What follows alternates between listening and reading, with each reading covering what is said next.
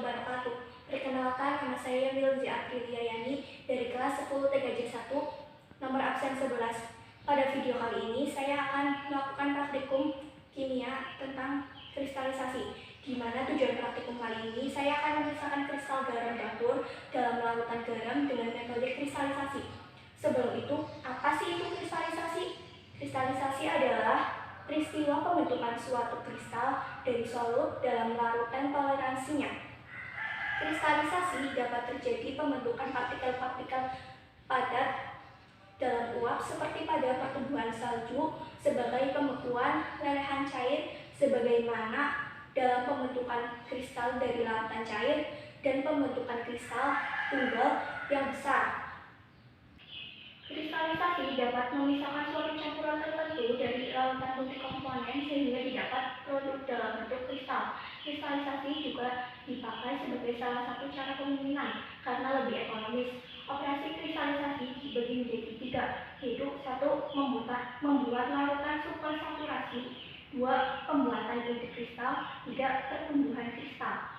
Alat kristalisasi disebut juga crystallizer atau crystallizer. Alat digunakan dalam proses kristalisasi, terutama dalam skala industri. Alat-alat yang digunakan dalam proses kristalisasi sangat beragam. Hal ini disebabkan oleh sifat-sifat bahan dan kondisi pertumbuhan kristal yang sangat bervariasi. Di samping itu juga, karena kristalisasi dilaksanakan untuk tujuan yang berbeda-beda, seperti pemisahan bahan, pemungkingan bahan, dan pemberian bentuk. Pada praktek kali ini, kita akan melakukan pemisahan kristal garam dalam larutan dengan menggunakan alat kristalisasi sederhana. Kristalisasi ada 4 macam. 1.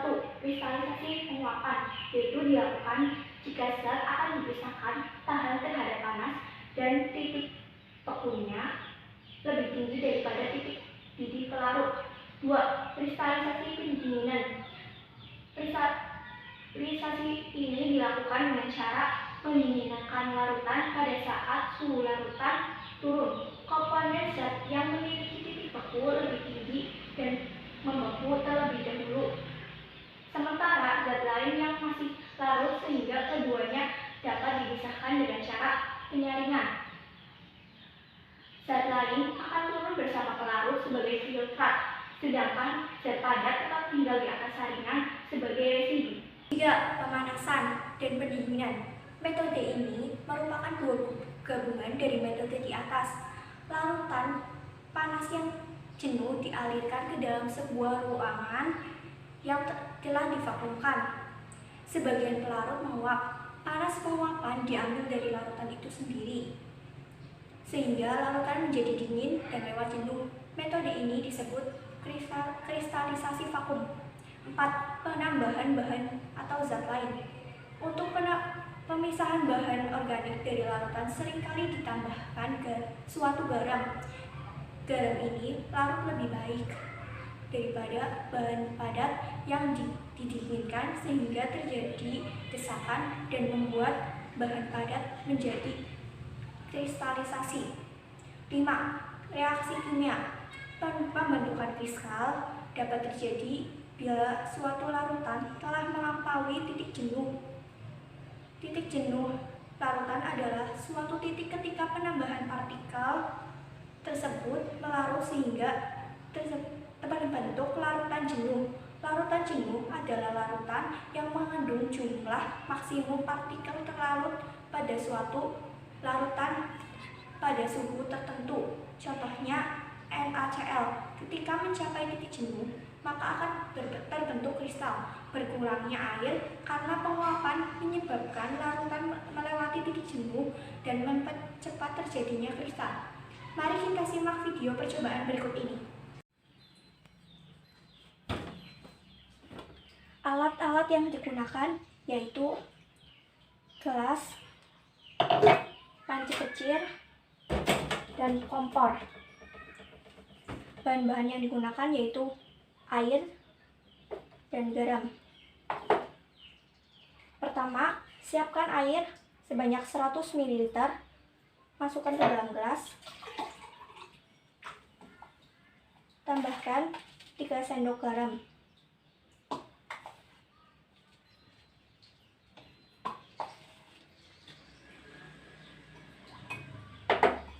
Kemudian aduk sampai homogen atau larutan garam tidak terlihat lagi.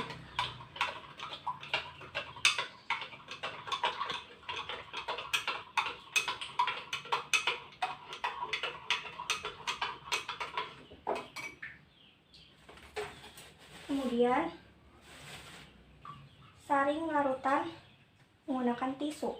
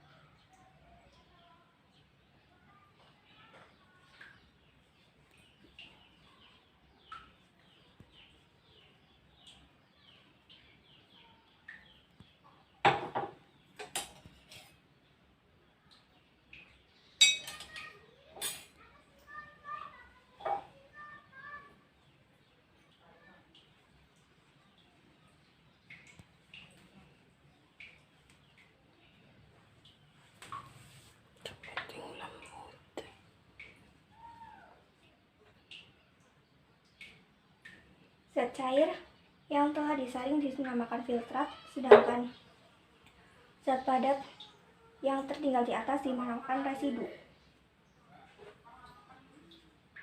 Kemudian masukkan ke dalam panci.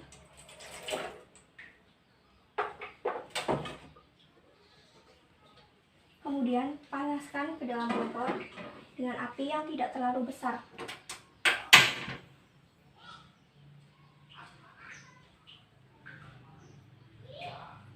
Panaskan sampai air dalam panci menghilang dan terbentuk kristal. Jika kristal sudah terbentuk, segera matikan kompor dan ambil kristal. Amatilah hasil percobaan tersebut. Berikut adalah hasil percobaan yang telah kita lakukan.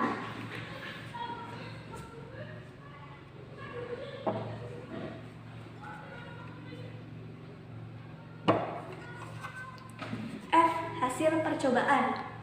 Sebelum pemanasan, warna larutan bening dan bentuk larutannya adalah cair. Setelah pemanasan, warna kristal putih dan bentuk kristal berbentuk serbuk sangat halus dan padat. Warna kristal lebih putih dari garam sebelumnya. F. Pertanyaan 1. Rumus kimia dari garam dapur. Jawab. Rumus kimia dari garam dapur yaitu NaCl. 2. Kristal apa yang terbentuk dalam percobaan ini? Jelaskan. Jawab. Kristal yang terbentuk yaitu kristal halit atau garam dapur karena kristal ini berasal dari natrium klorida yang dipanaskan. 3. Jelaskan sifat-sifat dari zat tersebut. Jawab. Sifat-sifat dari garam dapur yaitu 1. Menghantarkan arus listrik. 2. Tidak mengubah warna kertas lakmus merah maupun biru. 3. Bersifat netral dengan pH 7. 4. Pada percobaan ini menggunakan jenis kristalisasi apa? Jelaskan. Jawab. Yaitu kristalisasi reaksi kimia. Karena garam ketika mencapai titik jenuh akan terbentuk kristal. Berkurangnya air karena penguapan menyebabkan larutan melewati titik jenuh dan mempercepat terbentuknya kristal. 5.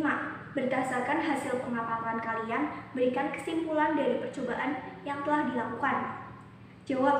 Berdasarkan hasil pengamatan yang saya lakukan, maka dapat disimpulkan bahwa kristal yang terbentuk pada proses kristalisasi kali ini yaitu kristal halid atau kristal garam dapur. Praktikum yang saya lakukan menggunakan metode reaksi kimia dan garam dapur mempunyai beberapa sifat, diantaranya yaitu menghantarkan arus listrik. Sebelum larutan garam dipanaskan dan diaduk, warna larutan keruh. Namun setelah disaring menggunakan tisu, warna larutan menjadi jernih. Demikian praktikum yang telah saya lakukan. Sekian dari saya. Wassalamualaikum warahmatullahi wabarakatuh.